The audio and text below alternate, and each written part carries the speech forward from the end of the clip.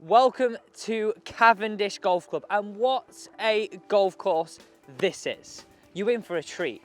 Some of these holes are beautiful, but very, very tricky at the same time.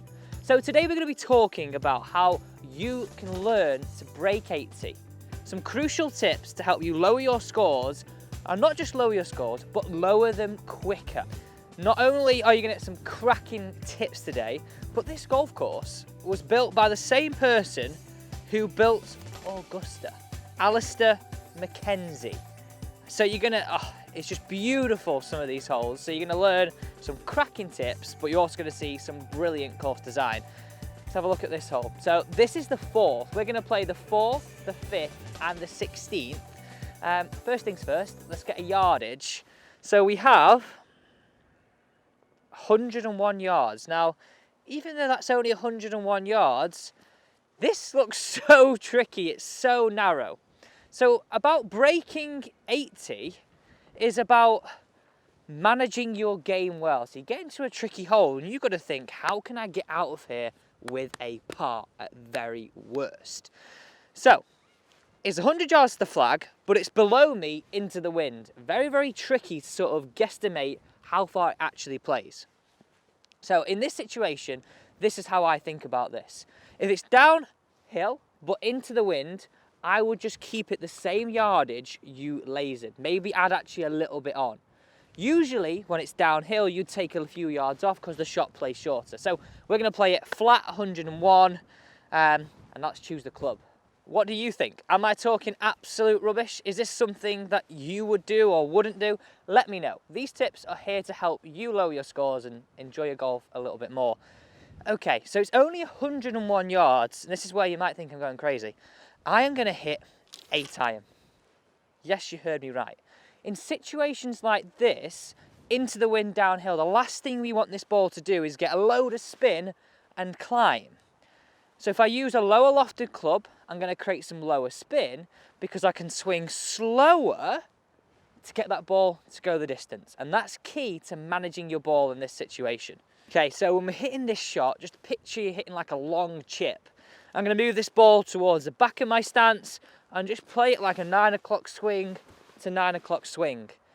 I'm really going slower into the hit. I'm still committing, but I'm looking to lower that spin so it doesn't get out of control and up into that wind. Okay, middle of the green we would take all day, so I'm going to aim dead straight in the middle because it's going straight into us here. I have no idea what it is about this, but I'm very worried about it. Do you ever get worried about certain shots? It's fraught with danger, this. Rubbish left, rubbish right, bunkers. Yeah, it's not a comfortable situation to be in. All right, here we go.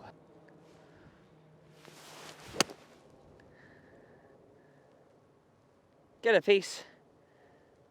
We are dancing. Back left, but we are dancing. That is all you've got to do in difficult situations like that. Heart was going. Happy for that's over. Bloody hell. It's a bit steep here. I don't even feel like I'm in the UK when I'm playing here.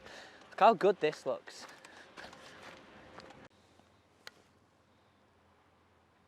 Get in. Oh. So I've played here before, and this is one of them golf courses. You probably played one yourself. Let me concentrate. Because that is also a key tip to breaking 80. No stupid little errors. Tiddlers, concentrate. Don't just walk up to it all nonchalant. Quite a posh word for a man guy, that wasn't it? I was saying, you probably played those golf courses where the greens look like they move left to right or look like they move right to left, and they do the complete opposite. It's tough when it's like that, but the rule of thumb I use is, thanks Lee in the shop, look which way the valley's going. I thought this hole was a par 5. It's not, it's just, let me get the card. It's like a ridiculously long par 4. Today anyway, 420. Off the left and a little bit into, it's going to take 2 seriously good hits. First things first though, this is actually key. So let's have a look at the hole. So it is going to be driver, but you can see there is trouble all the way down the left side of the hole. So if we're going to break 80, it's minimising risk and minimising actual horror shows. I would be aiming so far left here and realise that left rough is a good part to miss my fairway. So imagine your fairway sits down the middle. I would shift my entire fairway 10 yards into the left side of the rough, just taking that stream out of play entirely. So onto here now and visualising my fairway a little bit left, easy. I've actually just used the line of my golf ball to aim me a little bit left, just to really give me a good insight of where I'm aiming. Left side's good.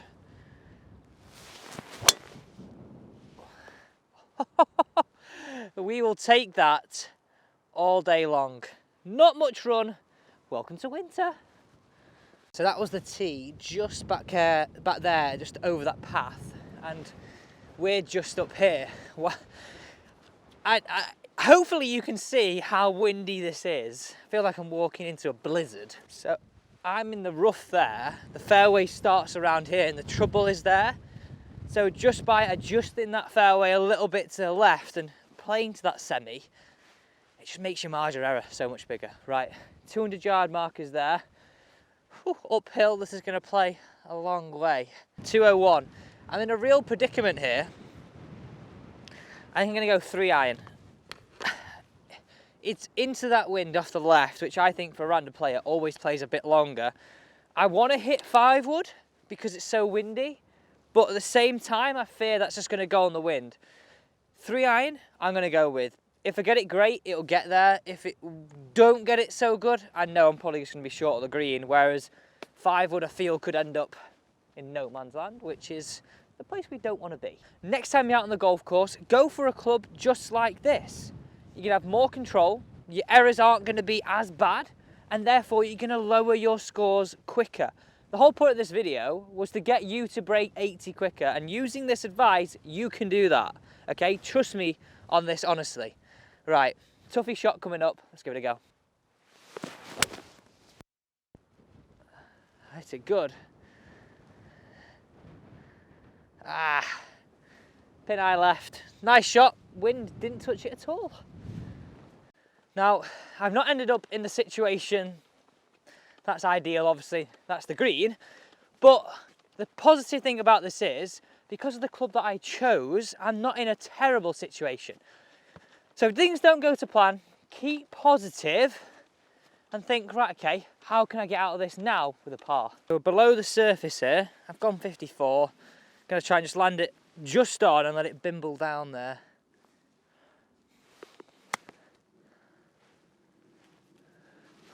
Hopefully, just like that. Got a toughie. We've got a toughie to hold for a par.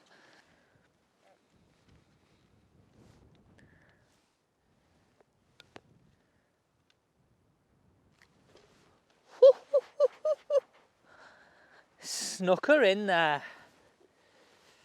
Positive mindset, always give you a chance of making a good putt. Well, it turns out my memory of this golf course is absolutely crap. It's a par 3 coming up next. So we're going to be playing the par 3. Get this right now. No, this shares the tee. The par 3, 15th. But nevertheless, we can still do the same tip that I had planned for you here. So when you're trying to break 80, we need to know when we're going to go for a flag and when we're not going to go for a flag. I want you to colour code them. Red, we just always play middle of the green. Amber, if it's a club that we like and it's a favourable wind, we're going to go for the flag. Green, we would always go for. So how would you work this out? Let's have a look at this. We've got some gents that are just playing in front of us here. And this is actually a red flag. Now, it's red in colour because it's at the front, but actually it's a red flag that I wouldn't go for because it is so close to that bunker. Your margin of error, if you come up a little bit short, you're going to be in that bunker, which is crap. We can't go there because we're looking at double bogey and staring that in the face. If the flag was more in the middle of the green, that would be a green flag. If this flag was a little bit sort of further away from that bunker, it would be in that amber category. This sort of colour coding system may change day to day depending on how your game feels, but think about it logically. Is this a green, amber or red?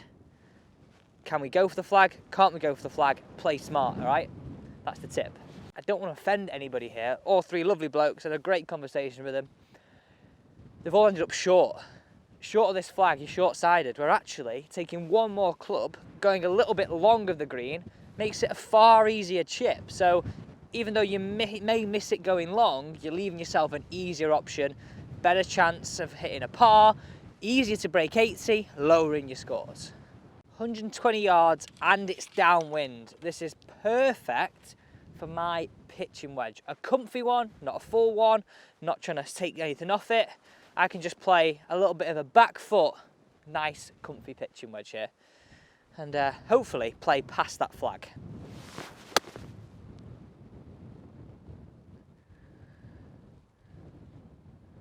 Oh, stay on the fringe. It pitched on, but then it spun down the hill. Really nice shot that. That's where we were up there. That was the bunker I'm on about, and the flag is just behind us. So that's what we're trying to do, just miss that bunker. But this is where we pitched, so it was a decent shot. It could have, if it pitched 1-2 yards further up, we're brilliant. It just caught this slope and ended up down here, which has left me with a toughie putt. But we're on the green, I'm not having to hit a bunker shot, better chance of breaking 80.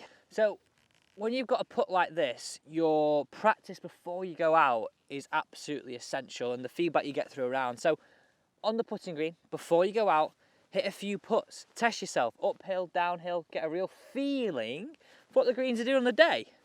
Right, let's get out this for the par.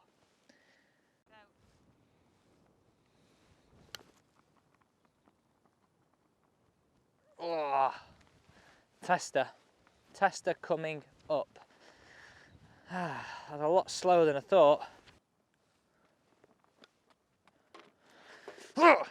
We've got out of it with a par.